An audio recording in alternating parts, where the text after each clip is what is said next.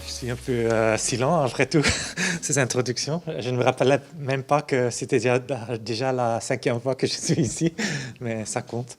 Donc c'est vraiment mon plaisir pour vous introduire aujourd'hui un peu les différences entre les manifestations du syndrome de Marfan, Ehlers-Danlos et le Loeys-Dietz. C'est beaucoup de maladies, donc je ne peux pas parler de tout, mais je vais essayer de vous donner les choses les plus importantes et les différences les plus importantes. Donc, quand on regarde ce qui est commun entre les trois maladies, c'est vraiment l'aorte, donc le vaisseau principal qui porte le sang vers le corps. Et quand on parle de la maladie de l'aorte, c'est vraiment la dilatation ou quelque chose qui s'appelle anévrisme et qui est le plus important dans ces maladies-là. L'aorte emporte le sang du cœur, comme vous pouvez voir ici. Est-ce que vous avez un... Ouais, là-bas. Donc, ça sort du cœur, ça monte un petit peu, ce qu'on appelle la partie thoracique, et ça descend de nouveau vers le ventre. Et on peut avoir des anévrismes principalement sur deux localisations. C'est dans l'aorte thoracique, là-bas. Le plus fréquent juste à la place où l'aorte sort du cœur, et alors les anévrismes abdominaux. Et les dissections de ces anévrismes sont une cause importante de mortalité dans notre monde. Et il faut comprendre qu'il y a beaucoup de différences entre ces deux groupes d'anévrismes. Donc les anévrismes abdominaux sont les plus fréquentes, mais la génétique est moins importante. Donc il y a des facteurs prédisposants, mais les facteurs de risque sont surtout fumée, l'hypertension et athérosclérose. Ça, c'est complètement différent avec les formes thoraciques. Là, on a dans une famille sur 5 une histoire familio-positive, donc ça indique qu'il y a quand même des facteurs qui sont importants. Et souvent, les gens qui ont une dissection n'ont pas de facteurs de risque. Donc, ils n'ont pas fumé, ils n'ont pas d'hypertension, ils sont sportifs. Et donc, ça veut dire que l'influence héréditaire ou génétique est vraiment très forte dans ces formes-là. Pendant les 20 dernières années, on a découvert qu'il y a des formes syndromiques et des formes non syndromiques. Ça veut dire, les formes syndromiques, qu'il y a d'autres systèmes, d'autres organes qui sont impliqués. Et on sait que les formes syndromiques sont une partie importante des formes familiaux. Donc, comme vous voyez ici, quand on regarde à toutes les dissections de l'aorte, 80% sont des cas sporadiques, ça veut dire qu'il n'y a pas d'histoire familiale, mais 20% des cas, on a une histoire familiale. Et là, on peut faire la distinction entre les formes non syndromiques, donc pas d'autres systèmes impliqués, ou des formes syndromiques qui sont 5% de ces 20%. Et aujourd'hui, on va parler surtout sur le Marfan, le Loeys-Dietz et le Ehlers-Danlos. Donc, c'est vraiment une partie de toutes les formes d'anévrisme thoracique, mais c'est une partie importante parce qu'on a appris beaucoup des choses qui peuvent être importants aussi pour les formes non syndromiques. Donc, ce qu'on a on sait maintenant des formes syndromiques, ça a des implications pour comprendre, pour le traitement des formes non syndromiques.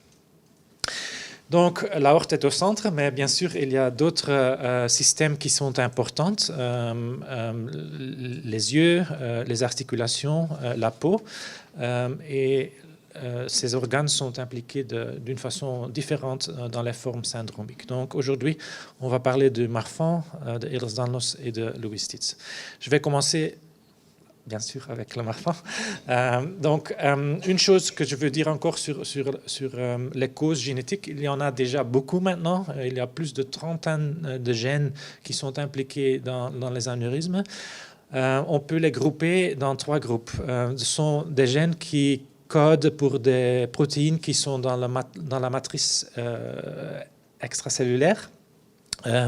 comme le fibrilline qui est dans le Marfan ou le collagène qui est dans l'Ehlers-Danlos syndrome. Il y a des formes qui sont causées par des mutations dans les gènes qui codent pour des protéines contractiles. Donc, dans l'aorte, il y a des cellules qui doivent résister la tension artérielle. Et là, on a besoin de ces protéines comme la myosine et la actine. Ça, ce sont surtout des formes non syndromiques.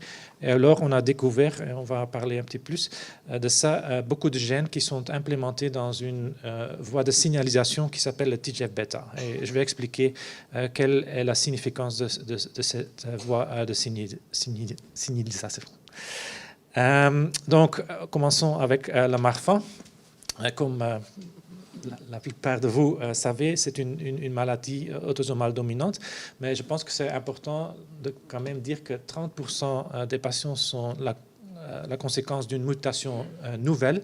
Ça veut dire que les parents ne sont pas atteints et quand même, ils ont la Marfan à cause de cette mutation nouvelle. Il y a déjà longtemps qu'on sait que c'est une maladie qui est causée par une déficience de la fibrilline 1, qui est une des molécules dans la matrice extracellulaire. Et en 91, donc 91, c'est ça, Halditz a découvert que des mutations dans ce gène-là sont la cause de Marfan. À ce moment-ci, le diagnostic est encore basé sur des critères cliniques dans lesquels le diagnostic moléculaire est devenu plus important. Donc, quels sont les signes majeurs sont dans le squelette. Donc, les os se croissent plus que normaux et on a des longs bras, on a des os qui font des déformations de la... sternum, oui, c'est ça. Donc, on peut voir des signes comme des doigts qui sont aussi très longs. Dans les yeux, on a quelque chose qu'on appelle la luxation du cristallin. C'est présent chez 60% des patients de Marfan. Donc, ce n'est pas toujours, mais s'il est là, c'est un signe important qui doit toujours provoquer le diagnostic de Marfan. Et le plus important, comme j'ai déjà indiqué, c'est la dilatation de l'aorte qui se présente juste là où l'aorte sort du cœur. Donc en 2010, on a fait des critères cliniques pour avoir un consensus international, comment est-ce qu'on fait le diagnostic de Marfan. Et comme vous voyez, il y a deux grandes catégories, en présence d'une histoire familiale ou en absence d'une histoire familiale. Je vais juste discuter en absence. Donc là, on peut poser le diagnostic de Marfan s'il y a une dilatation de l'aorte et la présence d'une luxation du cristallin. Donc ces deux choses-là, en combinaison, sont vraiment pathognomiques pour le Marfan. Il n'y a aucune autre maladie qui présente avec ces deux choses-là. Vous voyez qu'on indique aussi la Z-score, ça veut dire c'est une mesure pour l'amplitude de la dilatation de l'aorte. Et donc, quand c'est plus que 2, ça signifie que c'est plus que le percentile. Oh, qu'est-ce qu'il fait maintenant de 99e percentile. On peut avoir aussi le diagnostic de Marfan si on a une dilatation de l'aorte et une mutation dans le gène fibrilline 1. La condition, c'est que la mutation doit être liée dans une autre famille avec dilatation de l'aorte. Et on peut avoir aussi une dilatation de l'aorte avec un score de système plus de 7, je vais expliquer ce que ça veut dire, ou on peut avoir dislocation du cristallin avec mutation fibrilline 1, et de nouveau, ça doit être une mutation qui est déjà liée à l'aorte. Et bien sûr, il faut toujours regarder pour deux autres caractéristiques de Lewis-Dietz vasculaire dans l'eau, Ehlers-Danlos ou Sprintzen-Goldberg, qui sont tous des maladies qui se ressemblent le Marfan. Donc, dans le cœur, vous voyez ici cœur normal. Vous voyez ici que la valve mitrale qui est en jaune se ferme très bien. Chez le Marfan, vous pouvez voir que ça ne se ferme pas, qu'on s'appelle une insuffisance de la valve mitrale, ou vous pouvez voir ici l'aorte, avec l'aorte aortique en rouge, qu'il y a une dilatation qui peut causer aussi une insuffisance de la valve. Donc ça sont les caractéristiques cardiaques majeures du Marfan. Comme j'ai déjà expliqué, il faut toujours tenir compte du sexe, de l'âge, de la taille et du poids du patient pour normaliser l'aorte ou la dilatation de l'aorte. Comme vous voyez, avec la croissance normale, aussi l'aorte devient plus grand. Et en général, on peut dire qu'un aorte qui est plus grand que 4 cm est enlargi. Mais pour être plus accurate, il faut normaliser pour ces facteurs-là. Donc, on parle d'une dissection s'il y a quelque chose dans la paroi aortique, comme ici. Et quand il y a une rupture, ça veut dire que le sang vraiment sort de l'aorte et dans la cavité thoracique. Est-ce qu'on peut sentir un anévrisme? Non. Souvent, il n'y a aucun symptôme. Ça se présente souvent comme incidental finding, donc quelque chose qu'on trouve pendant qu'on fait des examens pour trouver d'autres choses, pour regarder les poumons, pour regarder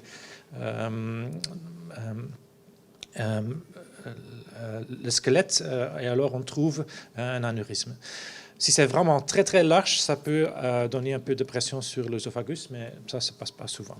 Une dissection, par contre, ça se présente souvent avec une douleur très sévère, avec un patient qui ne va pas se sentir bien, il va tomber dans les pommes.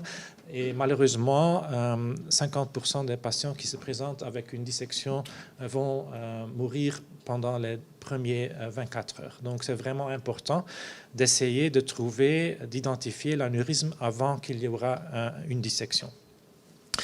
Comment est-ce qu'on fait le diagnostic? On fait ça avec une échocardiographie. Avec l'échocardiographie, on peut très bien visualiser la partie basale de l'aorte. Si on veut regarder les autres parties de l'aorte, il faut utiliser le scanner, le CT ou MR. Et avec ces moyens-là, on peut vraiment très bien visualiser les dilatations. Pour l'examen oculaire, il faut aussi un examen très spécifique, donc ce n'est pas suffisant de demander à l'ophtalmologue de regarder. Il faut vraiment faire l'examen pour exclure la présence de luxation du cristallin. Alors, la score systématique, donc ce qu'on a fait, on a donné un poids, plus de points pour des signes qui sont plus spécifiques pour le Marfan. Et donc, ce que vous pouvez voir ici, que c'est l'arachnodactylie, donc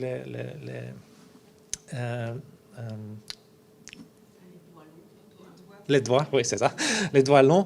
Ça, c'est vraiment une des signes les plus typiques qui s'appelle wrist sign and thumb sign. Donc, ici, vous allez voir le wrist sign, et ici, c'est le signe de poignet.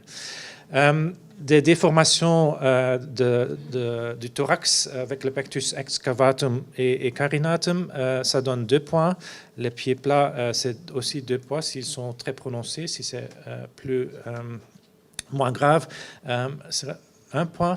Alors, il y a quelques caractéristiques qu'on peut seulement découvrir avec des examens additionnels, comme protrusio-acétabulie, c'est quelque chose dans le squelette, un pneumothorax, donc on peut faire seulement le diagnostic si on fait des radios, et aussi la dilatation du dura, donc dural ectasia, est quelque chose qui est très fréquent, mais qui n'est pas vraiment seulement présent dans le Marfan, ça peut être aussi présent dans des autres maladies des tissus conjonctifs. Et alors, les mesures, ça donne 1 point, l'insuffisance mitrale, 1 point, la myopie aussi 1 point, une limitation d'extension et coude. Aussi un point. C'est plus fréquent d'être hyperextensible, mais le plus typique, c'est la limitation d'extension et des striés qui sont présents aussi sur les épaules, mais aussi sur le dos, et alors la présence de la scoliose. Donc, si on ajoute tous les points, on peut avoir un total de 20 points. Si on a 7 ou plus, ça veut dire que les systèmes sont impliqués dans le Marfan et avec une dilatation de l'aorte, ça peut donner une diagnostic de Marfan. Pendant les dernières années, on a vraiment vu qu'il y a aussi d'autres problèmes qui sont très importants. Il semble que les patients avec le Marfan ont aussi une hypoplasie musculaire qui donne des problèmes de fatigue. Ce qui est aussi vraiment très important, qui est aussi important pour l'aorte, c'est sleep apnea syndrome. Je ne sais pas comment on traduit ça en français. Ouais. Donc, par la laxité des parois respiratoires, ça se ferme pendant la nuit et on n'a pas d'oxygène dans le cerveau et ça donne des problèmes, mais c'est aussi mauvais pour le cœur parce que ça aggrave la dilatation de l'aorte. Donc, si les patients se lèvent le matin encore fatigués, oui, c'est important d'exclure ça parce qu'on peut vraiment traiter ça et les patients se sentent complètement différents après le traitement de problèmes d'apnée. L'ectasie durale, c'est quelque chose qui est fréquent. On estime que 80, même 90% des adultes avec le Marfan ont ça. Mais c'est très, très difficile à traiter. Il y a une corrélation très mauvaise entre les symptômes et la gravité de l'ectasie. Donc, il faut vraiment avoir des spécialistes pour discuter si on fait quelque chose, parce qu'il y a aussi un grand risque de récurrence de ces problèmes-là. Et beaucoup de patients n'ont aucun problème, même si l'ectasie durale est présente. Et alors, deux problèmes qui sont discutés beaucoup, c'est la migraine et la déficience d'attention. Le problème, c'est que ces deux problèmes se passent aussi souvent dans la population générale, donc c'est pas tout à fait clair, mais j'ai quand même l'impression que surtout la migraine est un peu plus commun dans la population Marfan. Oui. Vous pourriez expliquer ce que c'est l'ectasie durale ? Ah, oui. Donc, je vais montrer la photo de nouveau. Donc, ça serait une image des vertèbres. Oui. Donc, vous avez ici les vertèbres. Et alors, c'est le canot rachidien, oui, c'est ça. Et il y a un paroi qui est autour de la liquide qui est là-dedans. Et parce que la fibrilline est aussi présente dans les parois qui supportent la liquide, on peut avoir une dilatation là-bas. Donc, c'est surtout dans le dos, dans la partie la plus bas. Oui, ça, tout le monde a compris. Si je vais trop vite ou si je dois expliquer quelque chose, vous pouvez me demander. Oui. Donc, quelques mots sur les génétiques. Donc, vous savez que dans toutes les cellules de notre corps, on a des chromosomes, 46 dans chaque cellule. Et ce sont les porteurs des matériaux génétiques qu'on appelle l'ADN. Donc, le chromosome 15 porte le gène fibrilline 1 et on peut avoir des mutations dans ce gène-là. Les caractéristiques sont que chaque famille a sa propre mutation et on doit toujours recommencer toute la recherche de tout le gène pour trouver la cause génétique dans chaque famille. Avec la technologie qu'on a maintenant, je pense qu'on peut trouver la mutation dans 90-95% des patients. Donc, ça veut dire qu'il y a quand même une petite partie, 5 ou 10% des patients qui, cliniquement, on peut faire la diagnostic de Marfan, mais on ne peut pas prouver moléculaire. Ça est lié avec les techniques qu'on emploie, qui ne sont pas parfaites et qui manquent certains types de mutations. Malheureusement, il n'y a pas si beaucoup de valeurs prédictives de certaines mutations. Donc, on ne peut pas prédire quel est le futur sur le plan aortique, on ne peut pas prédire quel est le futur sur le plan squelettal. quand on sait la nature de la mutation. Il y a une très grande exception, c'est que si on a des mutations qui impliquent un cystéine, alors il y a une très grande chance que le patient va avoir la luxation du cristallin. Mais ce n'est pas exclusivement, donc ça ne veut pas dire que tous les patients qui ont une luxation du cristallin ont une mutation de cystéine. Dans le passé, on a beaucoup discuté sur la région qui est au milieu du gène, qu'on appelle la région néonatale, parce qu'au début, on pensait que là, c'était aussi une région avec des présentations plus sévères. Maintenant, je pense qu'il y a beaucoup de chercheurs qui pensent que c'est vraiment un spectre et que le marfan néonatal est vraiment à l'extrême du spectre et que c'est la part la plus sévère. Il y a plus de mutations dans la région néonatale, dans la région moyenne au milieu du gène, mais ce n'est pas, de nouveau, pas exclusif. Pourquoi est-ce qu'on utilise encore la détection des mutations? C'est surtout pour confirmer le diagnostic, pour avoir un diagnostic tôt chez les enfants. Donc, si la mutation est connue dans la famille, c'est très facile pour identifier les enfants qui doivent être suivis. Et alors aussi pour le diagnostic anténatal, et plus fréquemment maintenant, c'est quelque chose qu'on appelle le diagnostic préimplantatoire. Donc, ça veut dire qu'on fait un diagnostic génétique en combinaison avec in vitro fertilisation. Oui, c'est ça en français. Donc, oui, fertilisation in vitro. Donc, alors, on fait un diagnostic des embryos. Si les embryos ne portent pas la mutation, on va préférer d'utiliser ces embryos-là pour réimplanter dans la fertilisation in vitro. Donc, comme j'ai déjà dit, c'est important de savoir que 1 sur 3, c'est vraiment une nouvelle mutation, donc il ne faut pas avoir une histoire familiale. Et 2 sur 3, ce sont hérité des parents dans une façon de autosomale dominante. Ça veut dire autosomale que ça n'a rien à faire avec la sexe, donc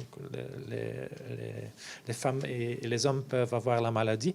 Et dominante, ça veut dire que chaque frère, sœur, enfant a 50% de risque pour avoir la maladie aussi. Donc ça, c'est typique pour autosomal dominant. Alors, qu'est-ce qu'on peut faire pour le traitement? À ce moment-ci, il y a 2 grandes choses qui sont utilisées. Historiquement, c'est surtout le bêta-bloquant. Et récemment, on a aussi d'évidence que le sartan peut aider. Je vais discuter ça un petit plus en détail. Mais la solution finale pour la plus grande part des patients, c'est la chirurgie.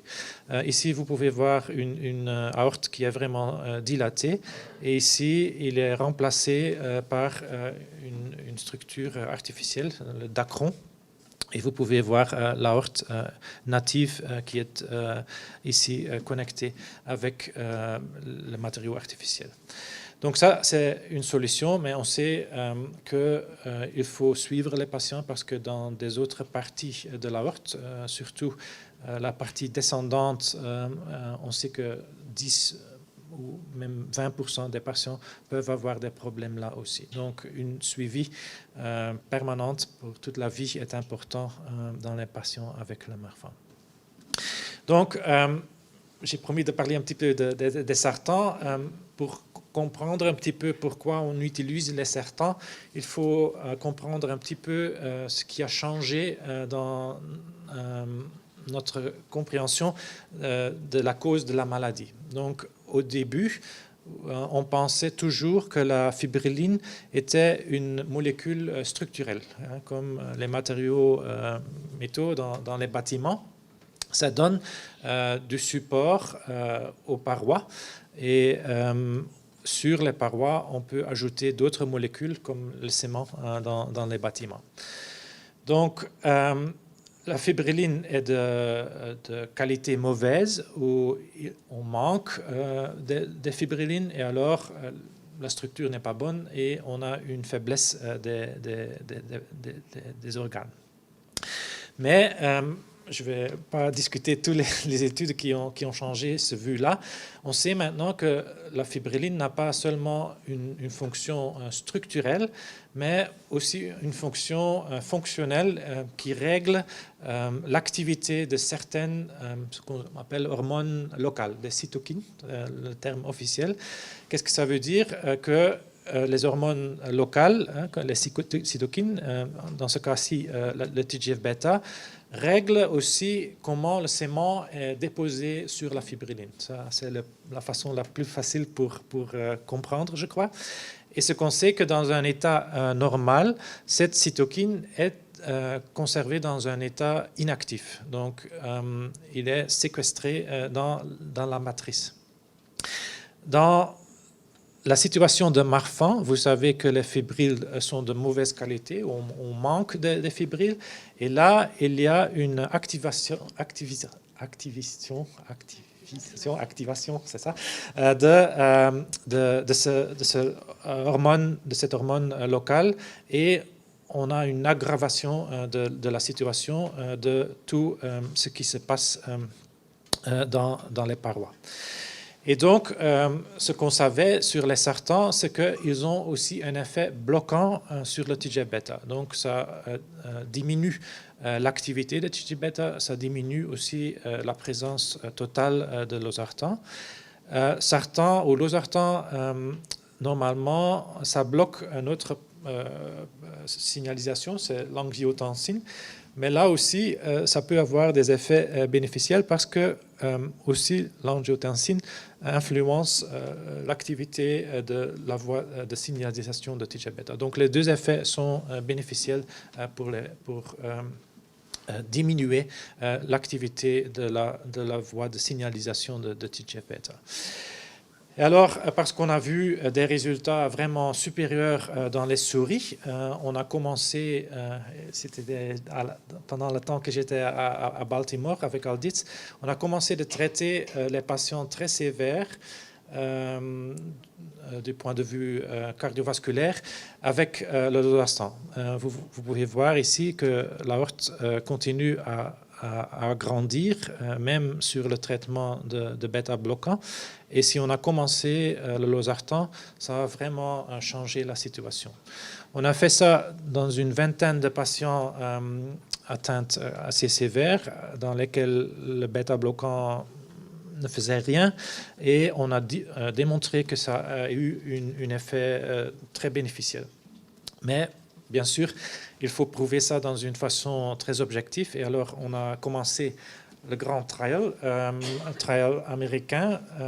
Donc c'était une investigation multicentrique dans laquelle on a investigué plus que 600 patients avec le Marfan entre 6 mois et âge 25. Et on a suivi la croissance de l'aorte pendant 3 années. Et on a prouvé que l'efficacité de traitement avec le bêta-bloquant, dans ce cas-là c'était athénolol, était comparable avec le losartan. C'était bien sûr pas tout à fait ce qu'on avait prédit, mais je pense qu'il y a quand même des messages importants qu'on peut comprendre de cette étude-ci. La première, c'est que la dose de bêta-bloquant qui était utilisée dans l'étude est très très haut. Donc en moyenne, les patients ont reçu 2,7 mg par kilogramme par journée. Certains patients même ont eu 4. Quand tu vas dans une clinique de Marfan d'enfants en Belgique, partout dans le monde, la dose moyenne qu'ils reçoivent, c'est 1 mg par kilogramme. Donc ça veut dire que la dose dans cette étude-là était 3 fois en moyenne plus élevée que normal. Pourquoi est-ce qu'on a fait ça? On a fait ça parce que on veut avoir un traitement efficace, bien sûr, et on a introduit une règle qui n'est pas utilisée dans la clinique. Ça veut dire que si tu commences le traitement avec le bêta-bloquant, on veut voir que la fréquence de cœur diminue avec 20%. Et ça, c'est la raison que tous les patients ont eu une dose assez haute de bêta-bloquant. Donc, je pense, on peut bien sûr utiliser le bêta-bloquant, mais il faut se réaliser pour avoir les mêmes résultats que l'étude qu'il faut donner la dose comparable, ça veut dire une dose élevée. Pour le losartan, on n'a pas suivi une spécifique règle, on a juste donné une dose régulière, donc on ne sait pas quel serait l'effet d'avoir une dose enlevée de losartan. Une deuxième chose qui est très très importante, je crois, c'est que pour la première fois, cette étude a démontré que commencer plus tôt avec le traitement médical, ça donne des meilleurs effets. Donc, ce qu'on a fait ici, c'est qu'on a partagé les patients dans des groupes de 0 à 5 ans, 5 à 10, 10 à 15, 15 à 20 et alors 20 à 25. Et vous pouvez voir que la diminution de la croissance de l'aorte est la plus grande chez les patients les plus petits. Donc, c'est la première fois qu'on a découvert que vraiment commencer tôt avec le traitement, c'est mieux que d'attendre jusqu'à un âge plus âgé. Donc, ça a changé vraiment ma clinique. Donc, dès que je vois que l'aorte est enlargée, même pas encore dans des valeurs anormaux, je commence avec le traitement. Et vous pouvez choisir une dose enlevée aténolol ou losartan. Alors, il y a beaucoup de questions qui restent encore. Est-ce qu'une dose enlevée de sartan, ça serait mieux? On ne sait pas. Est-ce que faire une combinaison des médicaments, est-ce que ça sera mieux? Il n'y a que l'étude américaine, mais il y a encore beaucoup d'autres études qui ont été faites. On va faire une analyse de toutes les études ensemble pour essayer de trouver quelques solutions sur ces questions-là.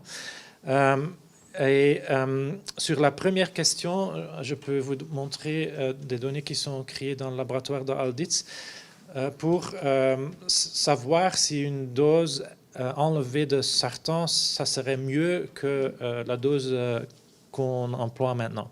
Donc, ce que vous voyez ici, c'est la croissance dans des souris, pas dans les humaines, un souris normaux.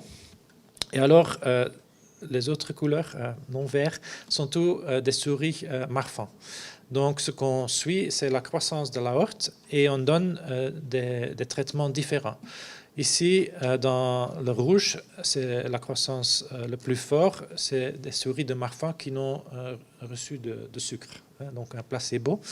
Et alors, ce qu'on a fait, on a donné des doses différentes, des bêta-bloquants. Ici, c'était propranolol, c'est un bêta-bloquant, dose moyenne, dose plus enlevée.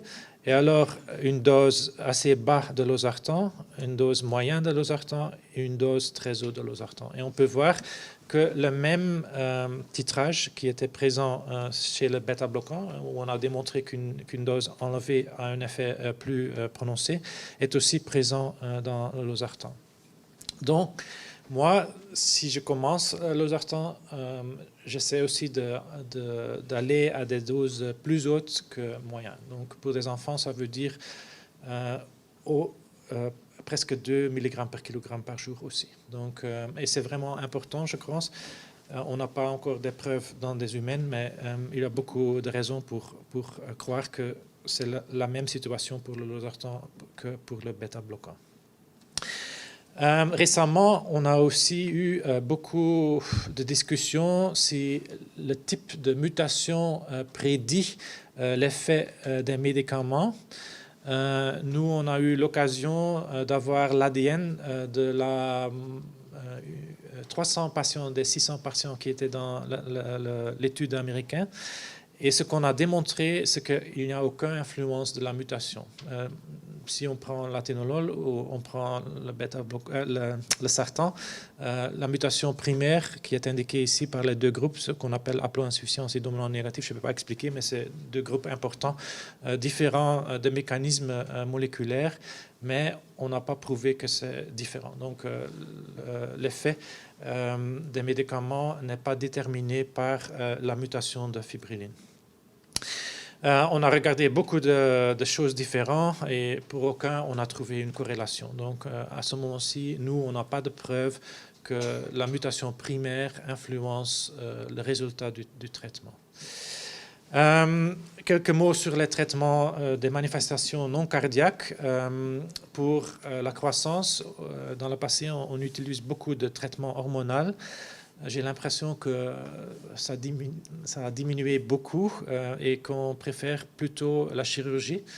On détruit les nœuds de croissance autour des genoux pour éviter la croissance. Surtout chez les filles, mais aussi chez les garçons. Je vois que la plupart des endocrinologues préfèrent plus les traitements hormonaux. Pour la scoliose, il n'y a pas de traitement spécifique de Marfan, c'est juste que autour de la puberté, il y a un risque enlevé parce qu'il y a une croissance enlevée dans cette période-là. Pour les pieds plats, c'est le même traitement que chez les autres patients qui ont ça, mais c'est plus fréquent dans la Marfan. Les déformités de la cavité thoracique, c'est vraiment un problème esthétique. C'est très, très, très rare que ça donne des problèmes médicaux. Ça peut, mais dans la plupart des cas, c'est vraiment une correction esthétique qu'on doit faire après que l'enfant a grandi, donc 15, 17 ans, quelque chose comme ça. Le pneumothorax aussi, ça se passe plus fréquent dans la Marfan, mais le traitement est similaire que d'autres patients. Et alors pour les articulations, surtout les douleurs, ce que je recommande souvent, c'est la natation, parce que je pense que la natation est une activité physique très bien, qui renforce les muscles et qui ne pose pas trop d'effet sur les articulations. Alors, la deuxième maladie, c'est le syndrome de Lewis-Dietz. Donc, quand j'étais à Baltimore, j'étais dans la clinique de Marfan là-bas, et on a commencé des enfants qui vraiment ressemblaient à Marfan, mais qui étaient quand même un peu différents. Et on a découvert qu'il y avait 3 caractéristiques qui sont vraiment typiques. La première, ça s'appelle en génétique hypertaylorisme. Ça veut vraiment dire que les yeux sont spaciés. Et une autre caractéristique, excusez-moi, qui s'appelle une lubette bifide. C'est vraiment une forme minimale d'une fente palatine. Donc, c'est fréquent dans la population générale, 1 ou 2% des gens ont ça, mais si c'est présent en association avec l'hypertaylorisme et des problèmes artériels, c'est vraiment pathognomique pour Lewis-Dietz. Du plan cardiovasculaire, on a découvert 2 choses, qu'il y avait une caractéristique qui s'appelle tortuosité des artères, donc c'est vraiment... ils font des boucles, des cercles parce qu'ils sont trop longs. Et ils ont aussi des anévrismes et des dissections qui sont plus sévères que du Marfan. Ça veut dire qu'il y a une dissection dans des diamètres qui ne sont pas considérés comme dangereux dans le Marfan, par exemple entre 4 et 4,5 cm. Mais aussi, ils ont plus fréquemment des anévrismes qui ne sont pas localisés à la racine de l'aorte et qui sont dans le reste de l'arbre vasculaire. Donc, ça change aussi le follow-up. Donc, il y a des choses qui sont vraiment comme le Marfan. Ils ont des scolioses, ils ont aussi les déformités de pectus, ils ont aussi l'arachnodactylie. Mais, comme j'ai déjà dit, il y a des choses qui sont différentes. Des autres choses qui sont importantes, c'est la craniosynostose. Donc, c'est une fermeture prémature des os des crâniens. Et ils ont aussi un peu plus de d'autres anomalies congénitales du cœur, comme la bicuspidie. Donc, ça veut dire que la valve aortique n'a que deux leaflets, comment on dit ça? Valves, oui, c'est ça. Des valves que normalement ce sont trois. Donc, la plus grande part des patients ont cette tortuosité qui est surtout présente dans les vaisseaux qui vont vers le cerveau comme les carotides, les vertébrales. Vous pouvez voir ici, ça c'est le cœur, l'aorte, et ce qui sort sont les carotides et les vertébrales qui sont vraiment tortueuses. Donc, si on fait un diagnostic de Lewis-Dietz, c'est important de faire une image de toute la vasculature, de ne pas seulement regarder avec l'échocardiographie à la racine du cœur, de l'aorte. Comme j'ai déjà dit, ce n'est pas seulement la racine, mais aussi des autres parties de l'aorte qui sont impliquées dans cette maladie. À peu près 30% des patients ont des anévrismes des branches qui sortent de l'aorte, vers les reins, le livre, la foie. Donc, il faut vraiment faire tous les vaisseaux. Une autre chose qui est très importante, qui est différente dans le Marfan et le Lewis-Dietz, c'est qu'à peu près 30% des patients ont des instabilités des vertèbres cervicales. Donc, si on fait un diagnostic de Lewis-Dietz, il faut toujours faire une radio spécifique des vertèbres cervicales pour savoir s'il y a une malformation ou une instabilité là-bas. Et donc, c'est vraiment partie de la diagnostic. Des choses qui sont aussi récurrentes dans les patients avec le Lewis-Dietz, c'est comme dans le Marfan, l'hypoplasie musculaire, les problèmes avec les dents. Ils ont aussi une prédisposition pour des maladies allergiques. Ça peut être différents types, la rhinite ou l'asthme, l'eczème, et aussi beaucoup de problèmes gastro-intestinaux, des allergies vraiment spécifiques pour différents types de nourriture, l'œsophagite et la maladie intestinale inflammatoire. C'est vraiment lié au TGF-bêta, qui est un facteur qui est aussi important dans le système immunologique. Qu'est-ce qu'on a appris sur les mutations? Donc, on a découvert que la maladie est causée par le récepteur pour cette cytokine, cette hormone locale que j'ai déjà parlé dans la Marfan. Et donc, on sait qu'on peut avoir des problèmes systématiques avec la fente palatine, des problèmes squelettales, mais aussi, il y a des familles qui n'ont pas beaucoup d'autres signes, qui ont seulement les anévrismes et les dissections. Et on ne peut pas très bien distinguer les deux groupes à la base de la nature de la mutation. Donc, on pense qu'il y a des autres gènes qui font une modification de la présence phénotypique. Il ne faut jamais oublier qu'on a 21 000 de gènes. Donc, les autres gènes aussi influencent les mutations primaires dans le Marfan, mais aussi dans Lewis-Dietz. Et des variations là-bas peuvent expliquer pour laquelle une personne a beaucoup de signes et une autre personne n'a pas beaucoup de signes. On a identifié les mêmes mutations dans les deux extrêmes et on a aussi observé que même dans une famille, on peut avoir une variabilité, comme dans le Marfan. Un parent qui a une atteinte assez modérée peut avoir un enfant avec une atteinte très sévère. Donc, on a fait beaucoup de nouvelles découvertes génétiques. Maintenant, on a 6 gènes qui sont impliqués dans le Marfan. Donc, au début, on avait le récepteur 1 et le récepteur 2. Le laboratoire de Rotterdam a découvert que SMAD3, qui est un effecteur de TGF-bêta, est aussi impliqué. Notre laboratoire a impliqué TGF-bêta2 et TGF-bêta3. On parle toujours avec TGF-bêta comme il n'y a qu'un, mais en effet, il y en a 3 différents. Et aussi récemment, on a trouvé de l'évidence que le SMAD2 a aussi un tableau clinique qui ressemble au Marfan. Donc, C'est vraiment un spectre. Et ce n'est pas inattendu parce que toutes ces molécules-là travaillent ensemble pour transmettre le signal de TGF-bêta du parti extracellulaire au noyau de la cellule, et ça change la façon dans laquelle la cellule réagisse sur l'environnement. Donc ça change le sément que la cellule présente, que la cellule produise, et que ça change la composition de la matrice extracellulaire.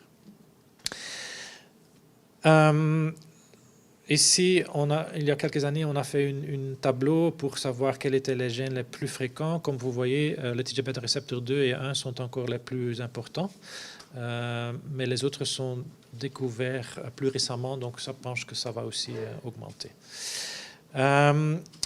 Il y a aussi vraiment un spectre de sévérité ici dans Lewis-Dietz syndrome. Les formes qu'on a découvertes au début sont les plus sévères, et les formes qui sont découvertes plus tard ont une présentation moins sévère.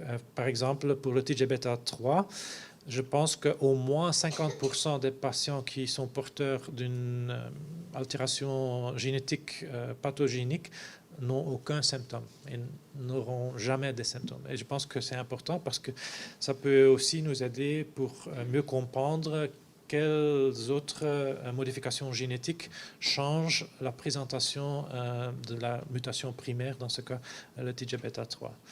Par exemple, on a découvert ce qu'on appelle une mutation de fondateur, c'est ça en français, qui est présente dans la région d'Anvers. Et on a identifié maintenant 5 familles avec la même mutation, et aussi dans ces familles-là, il y a 50% des gens qui ont la mutation, qui même à un âge plus âgé n'ont aucun symptôme. Donc c'est vraiment... ça nous donne des moyens génétiques pour mieux comprendre la variabilité. Ici, j'ai fait un tableau pour vous démontrer qu'il y a beaucoup de choses qui sont en commun. Quels sont les signes vraiment spécifiques pour le Marfan? C'est vraiment la luxation du cristallin, ça ne se passe pas dans Lewis-Dietz. La fente palatine et l'uvette bifide, ça c'est vraiment plus spécifique pour le Lewis-Dietz. Mais les autres choses peuvent se passer dans les deux maladies. Donc c'est vraiment difficile pour prédire dans chaque patient quelle est la mutation causale. Et dans ce contexte, on fait des analyses des groupes de gènes.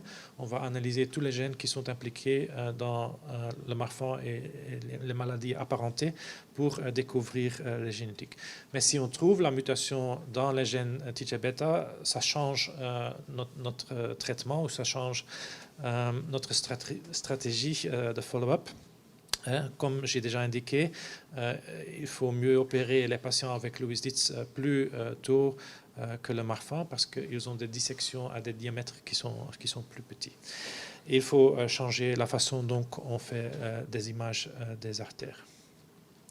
On a fait un sommaire, c'est ça, oui, pour offrir aux médecins message pour le traitement. L'article est publié open access, ça veut dire que tout le monde peut l'avoir de l'Internet. Donc si vous avez un médecin qui veut savoir un petit peu plus, dans cet article-là, on a fait vraiment toutes les caractéristiques, comment traiter les caractéristiques et comment suivre le patient avec des mutations de ces gènes-là. J'ai déjà indiqué que la chirurgie est un peu différente. Dans le Marfan, on croit que c'est vraiment bon d'attendre jusqu'à le diamètre s'approche 5 cm. Ici, on va faire la chirurgie plus tôt. Ça dépend un petit peu des caractéristiques familiaux, des caractéristiques locales de l'aorte. Et ce qu'on encore voit, c'est que s'il y a beaucoup de signes extérieurs, comme la crâniosynostosie ou la fente palatine, ça aussi prédit un petit peu la sévérité de la dilatation de l'aorte et du risque de dissection. Je ne sais pas, j'ai encore le temps pour finir avec Ehlers-Danlos. Oui. Donc, Ehlers-Danlos syndrome, c'est vraiment un groupe très hétérogène. Il y a beaucoup de maladies différentes. Récemment, on a fait un congrès international pour faire des catégories de maladies. Je n'ai pas le temps pour discuter tout. On a changé la nomenclature un petit peu. Donc maintenant, toutes les maladies d'Ehlers-Danlos ont un terme un peu descriptif pour indiquer quelle est la cause ou quelle est la présentation majeure. Donc la forme classique, c'est l'ancien type 1 et 2. C'est surtout une maladie de la peau. Ça veut dire qu'il y a une hyperextensibilité de la peau, une hypermobilité des articulations et des problèmes avec la cicatrisation. Ça, c'est vraiment important. Alors, ce qui est ici en bas, il est tombé de la diapositive, c'est la forme hypermobile. C'est malheureusement la forme où on ne connaît pas les causes génétiques. Et dans cette forme-là, c'est surtout l'hyperlaxité, donc l'hypermobilité des articulations avec des luxations qui est le plus important. Ils peuvent avoir aussi des problèmes de la peau, mais c'est moins sévère que dans la forme classique. Et ils ont une tendance à avoir des ecchymoses, mais pas vraiment des ruptures vasculaires comme dans la Marfan ou le Ehlers-Danlos. Et la forme la plus sévère, c'est la forme vasculaire. C'est une déficience de type 3 collagène. Ces patients-là se présentent surtout avec des ruptures artérielles et des ruptures gastro-intestinales. Et je vais discuter celui-là un petit peu en détail parce qu'il est lié au Marfan et au Lewy-Stitz. Ici, de nouveau, c'est une maladie autosomale dominante, mais encore plus haut que dans le Marfan. 50% des patients sont la cause d'une mutation nouvelle. Donc, ça veut dire qu'un cas sur deux, une forme vasculaire n'a pas d'histoire familiale. Donc, c'est une déficience de type 3 collagène. La fibrilline est très importante dans l'aorte. Le type 3 collagène est surtout important dans les branches qui sortent de l'aorte. Donc, ceux qui vont vers la foie, les reins, aussi vers les cerveaux. Donc, souvent, on voit des dissections de qu'on s'appelle middle-sized arteries, ce sont les branches de l'aorte. Et aussi, assez fréquents, sont des ruptures des intestins qui sont tout à coup qui sont importants. Ces patients-là n'ont pas l'hyperextensibilité de la peau typique comme on voit dans la forme classique. Ils ont surtout un peau qui est un peu fine et translucent, je ne sais pas comment on dit ça, c'est translucide en français. Ouais. Donc on peut voir les veins très, très facilement. Donc, dans le passé, on faisait la biochimie, c'était faisait à Gand, mais maintenant, on ne fait plus ça, on fait directement le diagnostic moléculaire. La sensitivité de ce test pour la forme vasculaire est très haute. Je pense que 99 ou 99% des cas, on trouve vraiment la mutation dans le gène qui encode l'information pour le collagène 3. C'est très difficile pour faire la chirurgie, donc c'est vraiment le dernier moyen qu'on utilise. Donc on essaie de traiter très conservativement et seulement faire des chirurgies s'il n'y a aucun autre moyen pour traiter le patient. Donc en 2000, le groupe de Peter Byers de Seattle a fait une étude de l'histoire naturelle. Et comme vous voyez, c'est une maladie très sévère. Beaucoup de patients, malheureusement, ont des problèmes majeurs déjà à jeune âge. Donc, comme vous voyez ici, 80% des patients ont une complication avant l'âge de 40 ans. Les décès sont surtout à cause de la rupture artérielle, mais quand même 25% sont des ruptures intestinales qui sont aussi très importantes. Au début, on était aussi très prudent avec les grossesses dans ces gens-là. Maintenant, on a vraiment démontré qu'il y a des complications de grossesse, mais que les femmes qui ont des problèmes de rupture vasculaire, ce n'est pas strictement lié à la grossesse. Donc, c'est parce que la fréquence de complications, c'est juste dans l'âge que les femmes ont les grossesses, entre 20 et 40 ans. Vous voyez ici qu'entre 20 et 40 ans, presque 60% des patients ont leurs complications. Donc, c'est vraiment lié à l'âge et pas lié à la grossesse. Donc, il n'y a pas de raison pour croire que la grossesse augmente ce risque. C'est vraiment le risque d'une maladie lié à l'âge. Ce que j'ai appris, que c'est les manifestations de vascular Ehlers-Danlos syndrome peuvent être vraiment très subtiles.